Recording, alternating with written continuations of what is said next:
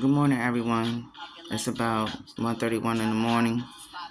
I couldn't really sleep too good, and I haven't been able to sleep too good for the past few days.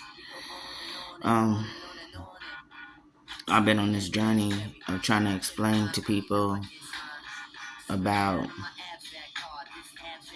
being in a marriage, situationship, whatever, seven years, and it all been a lie. To me, it was from the way I found out, and I was speaking also on the fact of how childhood trauma can be so devastating to the point to where it actually causes you as an adult to grow up and be something that you're actually not. And especially if you're not a healed person, having gone through those childhood traumas, you become out to be an evil ass person. Evil as fuck. Sorry about my mouth, but I got a potty mouth, but I'm gonna speak what I gotta say. And I think it was about a day ago when I put the second one out. My first one is on Facebook at T Dillon. The first one I did. Having trouble getting it on YouTube. It's High Priestess 77 or T Dillon, Tee Dillon on YouTube. I'm gonna keep making these until I finish everything I have to tell about child molestation, abuse from both men and women, because it does happen, both men and women. From family members who's gonna hate the hell out of you after you tell the story, but it's gonna be the damn truth. That's all I'm gonna speak. I had the pleasure of speaking to one of my sisters, because in my religion, you're my whole sister, because you're a child of the Father. So that makes you my whole sister, of the oldest one on my dad's side of his other ex-wife, Darcel. She called me and spoke to me out of great concern to know, am I okay? Is everything all right? Why would I say something about daddy like that? I said what I said, and I meant every fucking thing I said. And it's the truth. And I stand 10 toes on that shit. It's sad when you try to tell a story that your own family, and I mean your own motherfucking blood family, because blood don't really make you family. But anyhow, your own family go against you because they have their own agendas.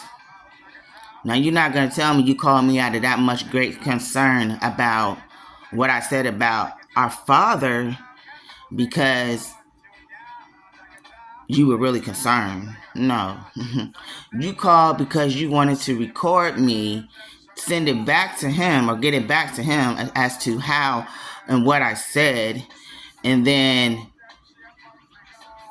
make it like you didn't have some kind of agenda behind it.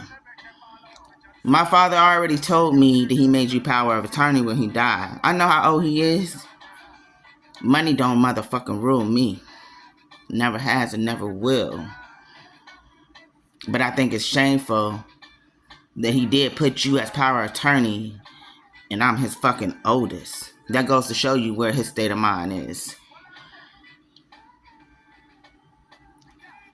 I have been in situations for almost 11 years where I was homeless. And I know most of my family didn't even know that. A lot of my family didn't know. Some did, but a lot of them didn't. Completely homeless. Out on the streets, in the car, in the hotels, what have you. A place to lay my head until I was able to get a home. Homeless is a big thing in this world. And it's not fun picking up the pieces and trying to get your shit back together. I have dealt with homelessness. I have dealt with abuse. I have dealt with mental, physical, psychological abuse, as well as childhood trauma, all of that.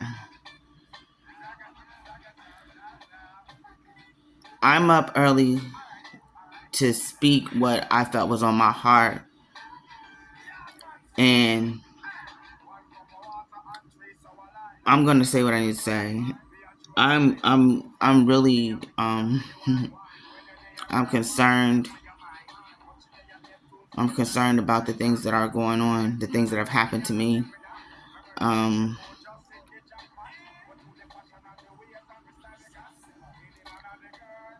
like I said, I got married when I was 16. No one could have stopped me from getting married but my mother. Mommy didn't know that why I was doing it. Um, in the 90s, you know, there was a lot of teenage pregnancies and stuff. I just didn't want to become a statistic of that. So yes, I married young because I didn't want to be that kind of person. But before I was married, I bet you most of my family didn't know I had been molested by a fucking woman. And it's not my mama's fault. She didn't know. Just as easily as a fucking man can molest you, a woman can molest you. Women are sick too. Very sick. Um, my mom really didn't even know that woman like that, but I did. Because I hung around her son because he was my brother's. My brother who passed away,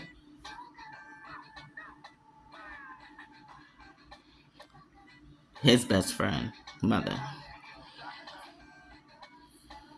is in Baltimore.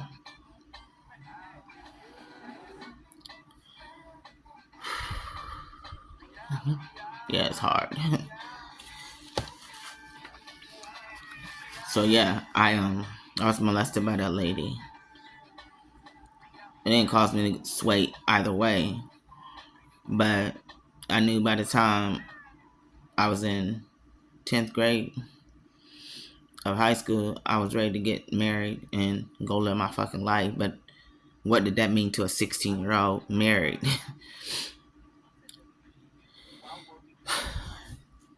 If you don't learn the ways of a married woman and things that you're supposed to know as you're growing up to do certain things as a young woman, it's hard to apply those things to yourself.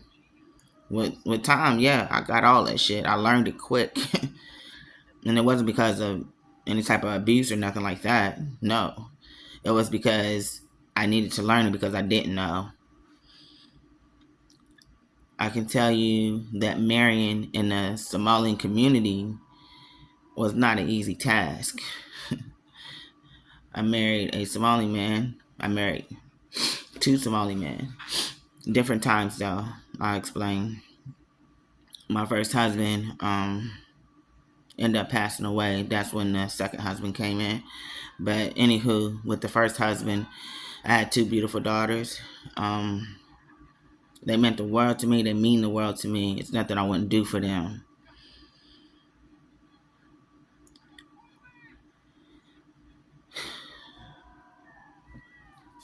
My uncle called me up and said, "You done got yourself in a world of trouble, girl." I said, "Yeah, I just didn't know." Because I didn't know a lot about marriage and things like that. You're only said, hey, get married, have kids, have a family, blah, blah, blah. No, there are stipulations and procedures and things like that that you got to know in order to be that wife. Like I said, it wasn't easy, but I did figure it out. I'm sorry to ramble. I got a lot on my mind. My point is that I'm really trying to get to is that once again, what I did 2016 when I first got married to my third husband, it was abuse there, but it wasn't like how it became later. Um, it was it was bad. It wasn't the best. Um, Most of it was mental abuse, and I never once thought that he was wrong for what he was doing. Not even one time. I thought I was wrong. I thought I was wrong because I didn't listen. I'm very complicated. I come with PTSD. I come with ADHD. I come from a family on both sides, mother and father, that had mental abuse. But like one lady said, who's to say it's mental abuse, and why about our spirituality, you know? But I know I suffered a lot when I lost my brother. That took a lot from me. A lot. Because we were like this. Two peas in a pod. I love that boy with all my heart. He meant a lot to me. He never did anything wrong to anybody. He never did anything to make anyone feel any type of way. And that's just the way he was.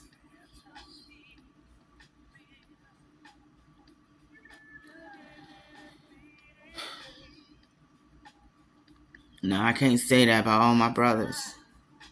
I can't say that.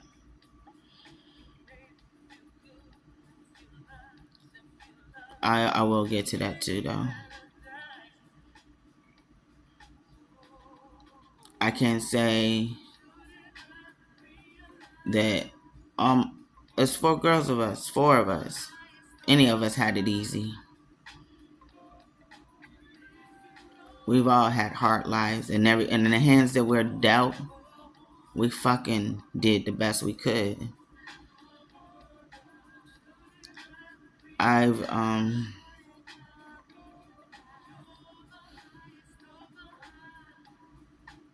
I truly, truly hope that whatever I'm saying is getting across to someone and somehow.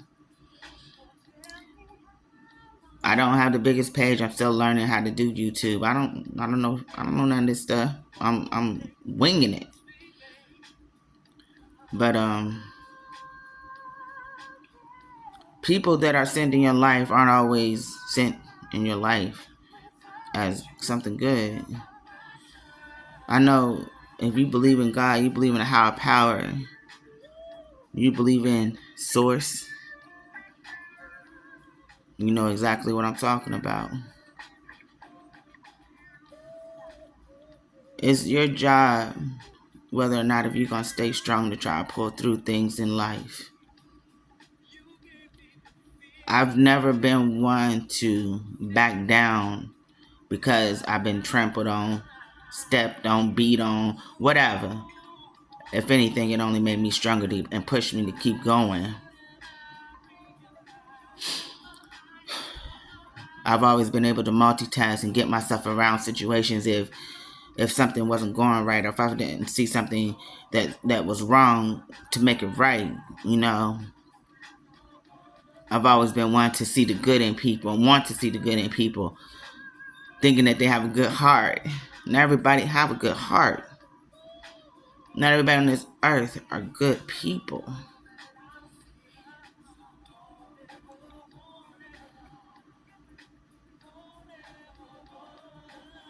I'm not here to bash people.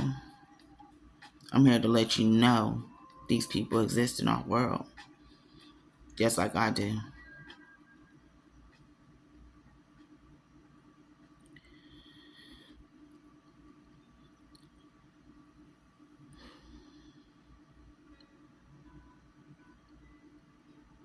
Sometimes people are sent in your life to bring you hell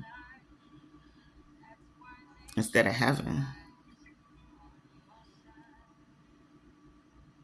To see, are you going to be able to tolerate it? Are you going to be able to get out of it? Are you going to be able to move forward and see what it is that God is willing to show you so that things will be better in your life?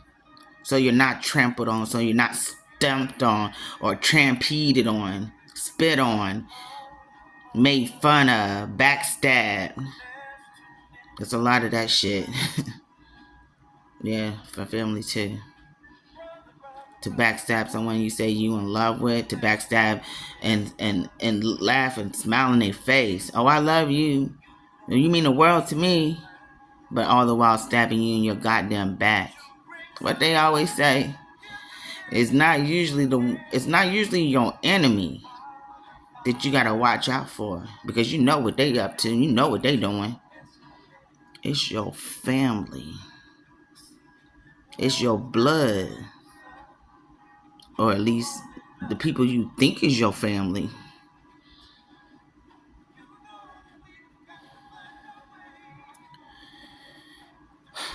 I'm gonna stop on here with this.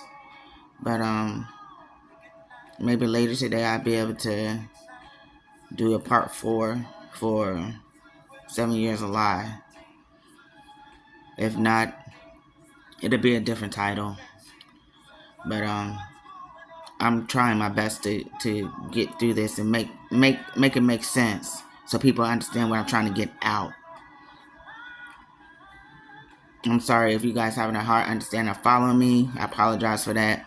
But I'm trying to get through the best way I know how. It's not easy. Little by little, it does get a little bit easier, but it's not really that easy. Not for me. But I thank you all. And on YouTube is High Priestess 77. On Facebook is T Dillard. Tee Dillard. And for any haters that want to say anything to me, fuck y'all. I don't care. I'm gonna speak my motherfucking mind. And I'm gonna say what I need to say. And it might bring ripples in people's families, my family. And I apologize for the ripples, but I don't apologize for what the fuck I gotta say. I don't apologize for nothing. And the truth will be told. I promise you that. Have a great one. Bye.